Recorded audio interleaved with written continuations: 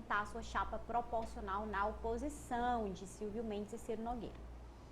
Vamos ver aí o duelo. São dois partidos. O duelo entrega. São dois partidos. Sávia, siga. Eu vou falar.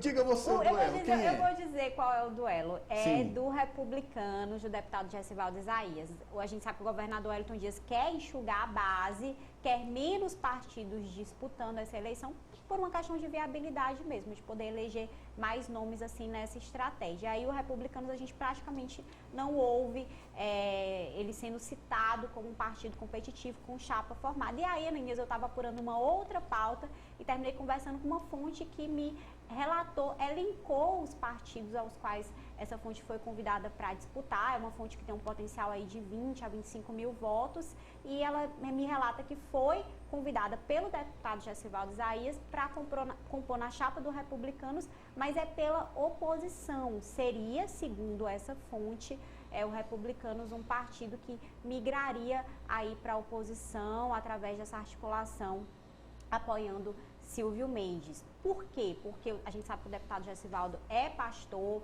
ele tem o seu eleitorado evangélico, então seria mais fácil ideologicamente migrar e marchar próximo do presidente Jair Bolsonaro do que atualmente na base do governador Wellington Dias, além das dificuldades de formar uma chapa. Então, essa fonte me confirmou. Eu também falei com uma outra fonte que teria sido sondada para a formação dessa chapa. Mandei mensagem para o deputado Gessivaldo, acredito que ele esteja em viagem, não respondeu, mas hoje ele teria uma agenda com o governador Wellington Dias. Então, de fato, ele ainda está na base do governador, fazendo agenda, mas, por outro lado, a gente sabe que os partidos, eles querem a sua sobrevivência, né? Eles querem eleger, e aí a chapa do Republicanos poderia eleger 3 nomes, segundo a proposta que está sendo feita para esses nomes, para ajudarem aí a compor a chapa. Muito difícil para o deputado Gessivaldo disputar a eleição fora do Republicanos, porque é o partido da Igreja, né, Universal, que ele tem uma grande representação,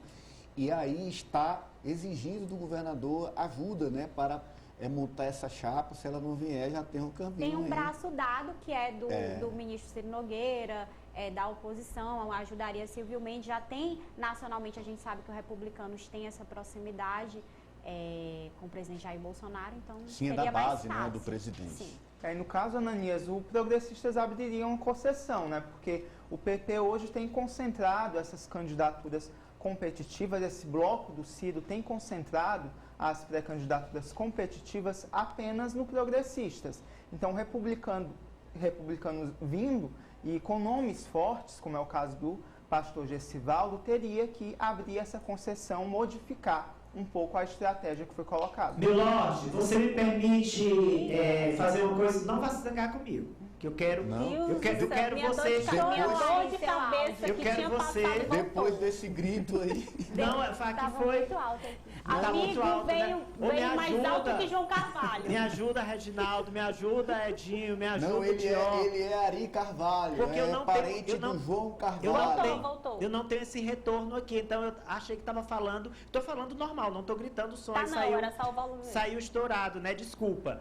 Meu Lorde, me permita zangá-lo, mas é o seguinte, já que você vai ficar a partir... Você se comportou de segunda a quinta e chegou hoje sexta... Mas é o seguinte, como você vai ficar no lugar do Amadeu a partir de julho, você tem que ir se acostumando com as minhas rebeldias. Aí já, para vocês provando um pouco do que virá pela frente para você, eu vou emendar o seguinte, a gente está falando do Gessivaldo, ele é evangélico, certo? Sim. Tem uma briga dentro das igrejas porque elas querem escolher um candidato que eles acham mais viável e centrar fogo nesse candidato. Quando eu digo centrar fogo, gente, é ajudar, não é demolir, não. E aí eu vou dar um exemplo. O Tiago Vasconcelos foi convidado pelo ministro Ciro para ingressar no grupo da oposição. Você lembra que a gente deu essa informação? Sim. Ele permaneceria no INCRA, depois indicaria o substituto dele. Aí, ele foi demitido ontem do INCRA, foi exonerado. Eita, mostra aí o documento da exoneração. Da exoneração do Tiago Vasconcelos. Entrou uma funcionária de carreira, que não é indicação de ninguém. Quem entrou no lugar dele foi Thaís Silva Pires, que é essa funcionária que a gente acabou de mostrar aí no trecho do Diário Oficial. E aí eu apurei o seguinte, junto ao Tiago, olha, ele decidiu mesmo ficar no governo, ele vai ficar no PSD de dado, porque ele acha que é mais viável ele se eleger deputado federal. Então tá tudo certinho. O ministro convidou, esperou ele tomar uma decisão, como ele preferiu ficar no PSD, o ministro o demitiu e colocou a Thaís Silva Pires. Só que eu apurei junto ao Progressistas uma outra versão para essa história. A versão do Progressistas é o seguinte, o ministro continua querendo o Tiago, esperaria mais tempo, só que a igreja pressionou o Ciro dizendo o seguinte, não, a gente já tem o nosso candidato que o senhor já filiou, que é o pastor Idoneil Mesquita, filho do falecido pastor Nestor Mesquita. Então a gente já tem o Idoneil para estadual e o irmão Elias para federal.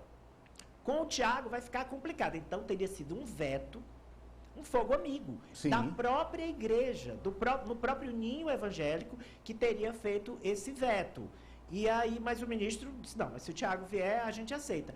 E o Tiago terminou ficando lá no PSD. Então tem esse fator, não sei se foi isso que fez o Tiago declinar, mas houve esse veto aí do fogo amigo dentro da igreja. É uma das variáveis, né, Sim, dentro sim. dessas definições. Ah, variável, lembrei da sua cartela, polêmica. E fica então